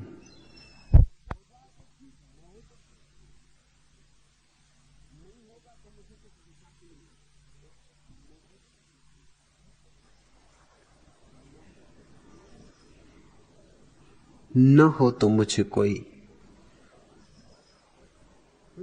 चिंता नहीं होगी, हो जाए तो मुझे कुछ अहोभाव नहीं होगा। मैं अपनी मौज से जिया, उसमें जिन लोगों को मौज आई जुड़ गए, जिनको मौज नहीं आई नहीं जुड़े। मेरी न किसी से दोस्ती है न किसी से दुश्मनी। औरों की होगी दोस्ती दुश्मनी, मुझसे दोस्ती नहीं, कोई दुश्मनी नहीं। तुम अगर मेरे पास इकट्ठे हो गए, ये तुम्हारी मौज है। मैं न तो किसी से अनुप्रेरित हूं और न मेरा कोई विश्वास है। मेरा तो अपना जीवंत अनुभव है। उस जीवंत अनुभव के अनुसार मैं प्रतिपल आह्लादित हूं, आनंदित हूं। इसको ही मैं श्रीमद् भगवत गीता कहता हूं। ये चाहे मैं बोलूं और चाहे चुप रहूं, जो भी घट रहा है उसकी मर्जी। इसमें जिसको अच्छा लगे सम्मिलित हो जाए। ये नदी तो जा रही सागर की तरफ, जिसको बहना हो बहे, न बहना हो वो उसकी मौज। जो न बहे उसका मेरे मन में कोई अपमान नहीं, कोई निंदा नहीं। मैं ये नहीं कह सकता कि जो मेरे साथ नहीं वो नरक जाएगा। उसका अपना स्वर्ग जाने का ढंग होगा।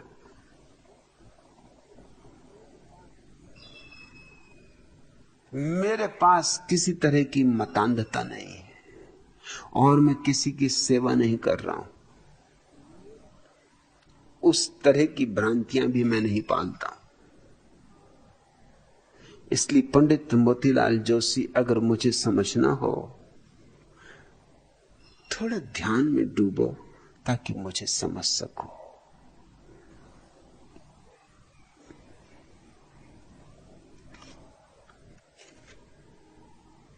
आखिरी प्रश्न,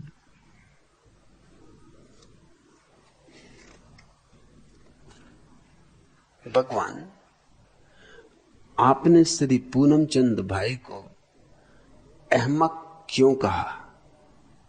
मैं भी अहमदाबादी हूं, इसलिए पूछ रहा हूं। भाईदास भाई,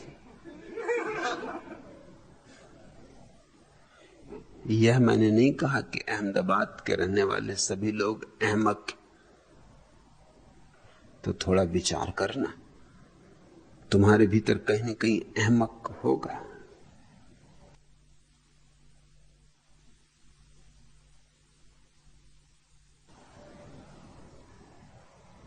अहमक तो सब जगह भरे पड़े। अहमदाबाद में हो सकता थोड़े ज्यादा हूं। अहमदाबादी होता भी आदमी गजब का है।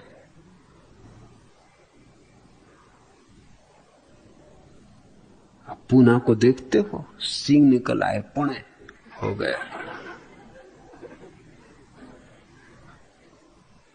बॉम्बे को लोग मुंबई करने पे उतारू, पुरुष से एकदम स्त्री बना देना चाहते हैं, शर्म भी नहीं आती।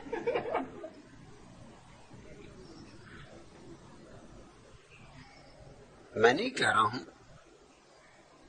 कि अहमदाबाद को तुम अहमकाबाद कर दो, मगर नाम बदलने का बड़ा शौक चला हुआ है। रहेगी मजाक, रहेगी शानदार बात अहमकाबाद। मगर पूनमचंद भाई को अहमक कहने का मेरा कारण था। कारण था यह कि उन्होंने योग तीर्थ को कहा कि मैंने सन्यास इसलिए छोड़ा कि श्री अरविंद आश्रम की माताजी की फोटो से मुझे ऐसी प्रेरणा मिली, स्पष्ट भाव हुआ, मुक्त हो जाओ।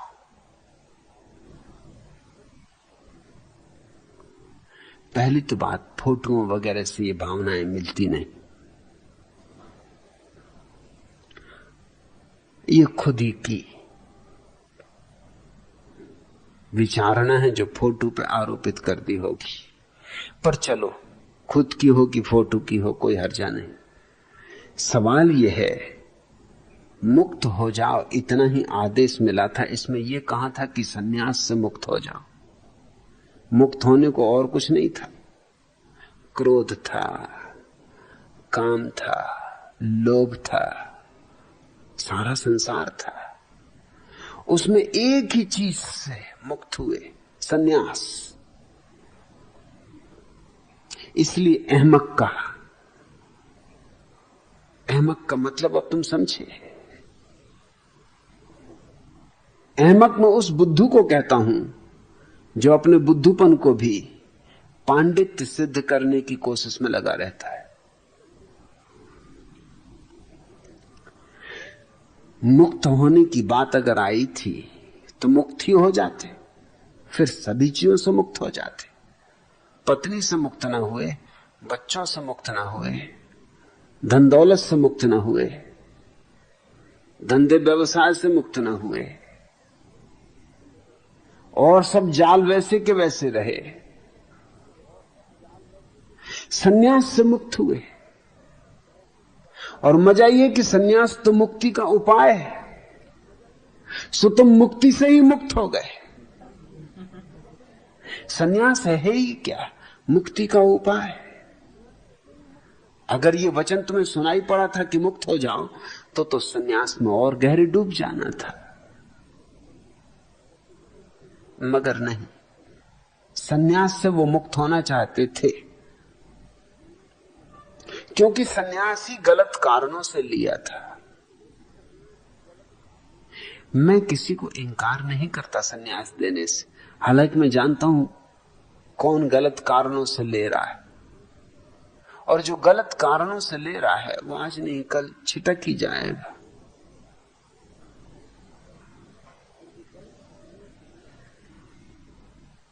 सन्यास के पीछे कोई सत्य की खोज की बात नहीं थी। सन्यास के पीछे कुछ और ही मामला था। पूनमचंद भाई की आंखें कमजोर है और रोज रोज कमजोर होती जा रही, और चिकित्सकों ने कह रखा है कि आंखें ठीक नहीं होंगी। सो किसी ने उनको सुझा दिया कि आप सन्यास ले लो, उनके आशीर्वाद से सब ठीक हो जाएगा। सो वो सन्यास ले लिए। ये भी अहमकपन। आंखें जरूर मैं ठीक करता हूं, मगर भीतर की, बाहर की आंखों का मेरा धंधा नहीं। तो जब भी मेरे पास आते थे उनका बस एक ही खास आग्रह था कि किसी तरह मेरी आंखें ठीक कर दें। मैं उनसे कहता कि भीतर की आंखें तो ठीक होने दो, बाहर की हो गई तो ठीक, नहीं भी हुई तो कोई हर्जा नहीं, सूरदासी हो जाना।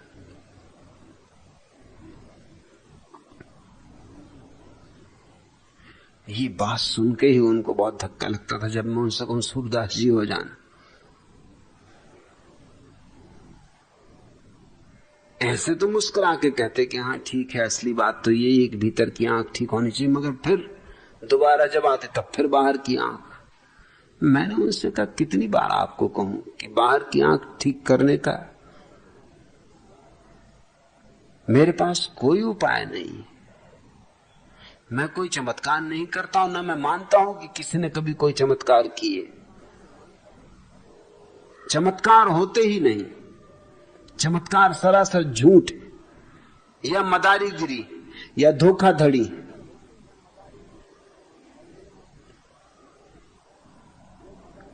लेकिन उनको बस वही लगा था कि कोई तरह से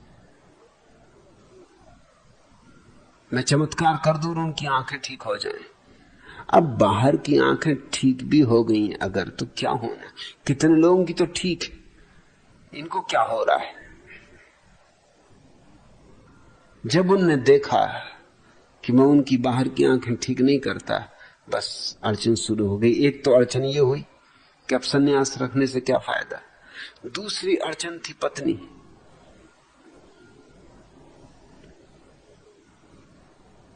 बिल्कुल पत्नी के पिछलग्गू हैं। पत्नी के पीछे पूंछ हिलाते फिरते। आम पतियों की जो हालत होती वही हालत उनकी है। तो पत्नी पीछे पड़ी थी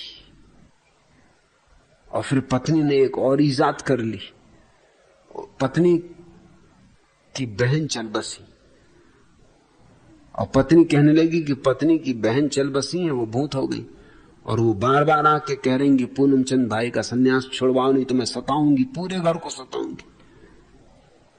ये सब अहमकपन की बातें। अभी पत्नी होशियार है, ऐसे उनके पीछे पड़ी थी। अब इसने एक और तरकीब निकाल ली भूत की। भूत से वो भी घबराए, फिर मेरे पास भागे आए कि इस भूत का क्या करना। ये मेरी पत्नी के पीछे उसकी बहन मर गई, वो लगी। मैंने कहा तुम्हें दिखाई पड़ती? मुझे दिखाई नहीं पड़ती। मैंने कहा तुम क्यों बकवास में पड़े हो, पड़े रहने दो तुम्हारी बहन के पीछे। तुम्हारी बहन को, तुम्हारी पत्नी को अगर संन्यास नहीं लेना है, जाने दो उसको, तुम क्यों परेशान। मगर बोले कि 24 घंटे वो मेरे सिर खाती कि जब तक तुम संन्यास नहीं छोड़ोगे तब तक वो मेरी बहन मेरा पीछा नहीं छोड़ेगी, मुझे सता रही। कि ये भी बड़ा अजीब जाल है। अब वो कहें किसी तरह इस भूत से मेरा छुटकारा करवा दो। मैंने कहा अगर ये गोरख धंधों में मैं पढ़ने लगूं तो कुछ और करने को है कि नहीं। न कोई भूत है न कोई प्रेत है, मगर उनकी जान निकली जा रही। अब वो घबराने लगे और कि कहीं ऐसा ना हो कि पत्नी पे चढ़ते चढ़ते ये भूत हम पे चढ़ने लगे। सोचा कि संन्यास छोड़ देना ही अच्छा है। और कायर भी है नंबर 1। संन्यास छोड़ा तो यहां आए भी नहीं। कम से कम इतना साहस तो होना चाहिए कि यहां आके मुझसे कहते कि मैं अब संन्यास से मुक्त होना चाहता हूं। मैं तो किसी को रोकता नहीं। अहमदाबाद कोई बहुत दूर नहीं है।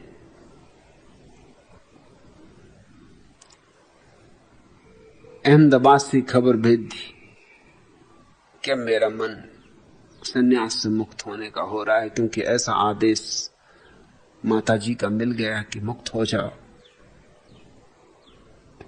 इन सारी बातों को मैं मूढ़ता कहता हूं, अपने हिसाब से निकाल लेते। भाई दास भाई तुम घबराओ मत। ऐसे तुम्हारा घबराना भी ठीक है, क्योंकि अहमदाबाद में होते तो हैं अहमक बहुत।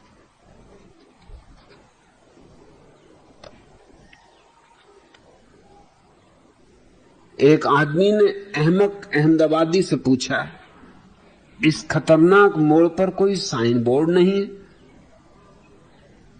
अहमक अहमदाबादी ने कहा, लगातार 3 साल तक जब कोई दुर्घटना नहीं हुई तो इस जगह लगे साइन बोर्ड को म्युनिसिपल कमेटी ने निकाल लिया। क्योंकि बेकार साइन बोर्ड लगाने से क्या फायदा जब दुर्घटना होती ही नहीं।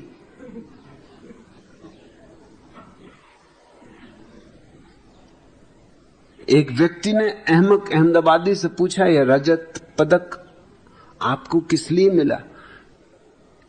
अहमक अहमदाबादी ने कहा, गाना गाने के लिए।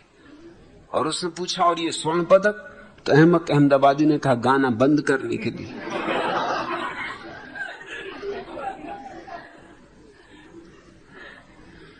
अहमक अहमदाबादी से जज ने पूछा, अपनी बीवी को इस प्रकार पीटने के लिए तुम्हें किसने उकसाया? अहमक अहमदाबादी ने कहा, श्रीमान, उसकी पीठ मेरी ओर थी, छड़ी पास ही मेज पर रखी थी, जूते मैंने निकाल कर रखे थे, भागने के लिए दरवाजा भी खुला था, और ऐसा शानदार मौका पिछले 10 साल में पहली बार ही मिला था।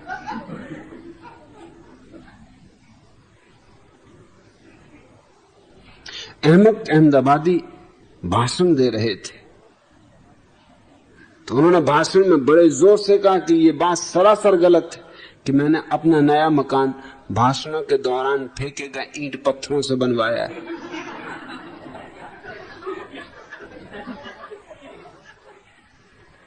अहमक अहमदाबादी की पत्नी उनसे कह रही थी, सुनते हो कि नहीं, घर में लड़की जवान हो गई, तुम्हें तनिक भी परवाह नहीं है इसकी? अहमक अहमदाबादी ने कहा, इसकी तुमसे ज्यादा चिंता मुझे, पर ढंग का कोई लड़का भी तो मिले। जो भी मिलता है गधा ही मिलता है। पत्नी बोली, अगर मेरे पिताजी भी यही सोचते रहते तो आज तक मैं भी कुंवारी ही बैठी रहती।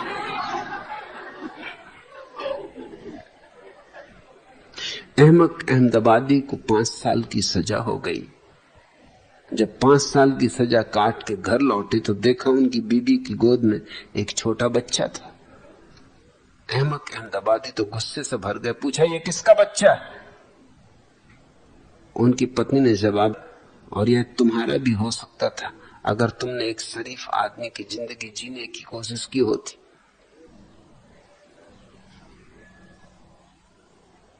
अहमकों की तो कमी कहीं भी नहीं है,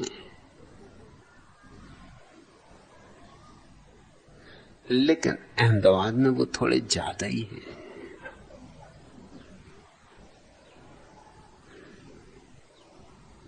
अहमक अहमदाबादी से किसी ने पूछा, भाई तुम तो पूरे जोरू के गुलाम हो, कल शाम तुम अपने कोट में खुद बटन टांक रहे थे। अहमक अहमदाबादी ने कहा, तुम्हारा कहना बिल्कुल गलत, वह कोट मेरा नहीं, मेरी बीवी का था।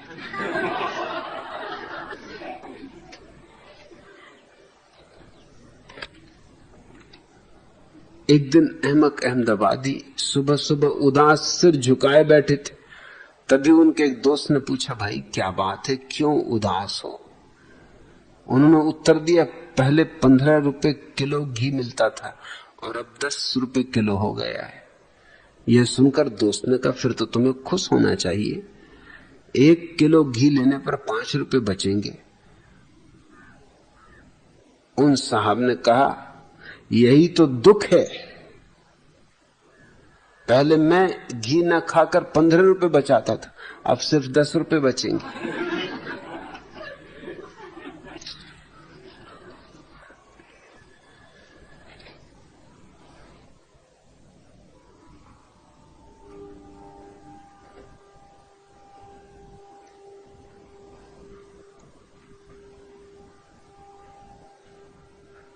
एक मित्र ने अहमक अहमदाबादी से पूछा, अगर आपको अकेले में शेर मिल जाए तो आप क्या करेंगे? अहमक अहमदाबादी ने कुछ सोचकर जवाब दिया, मैं भला क्या करूंगा, जो कुछ करना होगा शेर ही करेगा।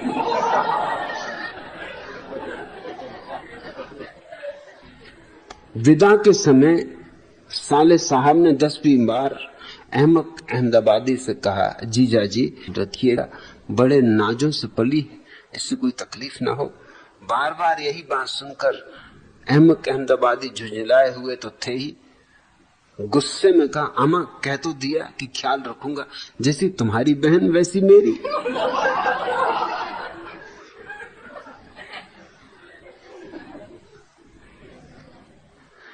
डॉक्टर ने अहमक अहमदाबादी से पूछा कि क्यों जी, तुमने अपनी पत्नी को दवा तो बराबर दी या नहीं? अहमदाबादी ने कहा नहीं, अब तक मेरी समझ में ये नहीं आया कि एक गोली 3 बार कैसे दी जा सकती।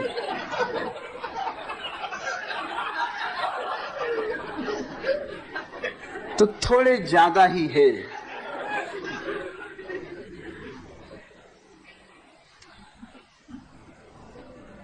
इसलिए भाईदास भाई कुछ चिंता ना लो।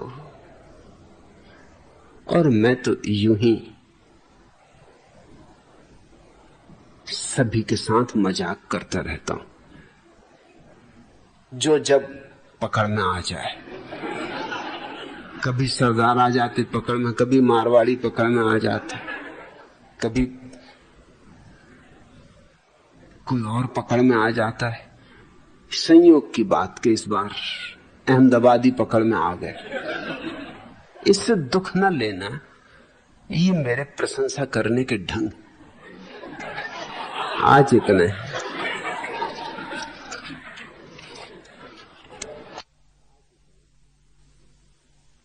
अगर यह वीडियो आपको अच्छी लग रही हो तो वीडियो को लाइक और चैनल को सब्सक्राइब करें।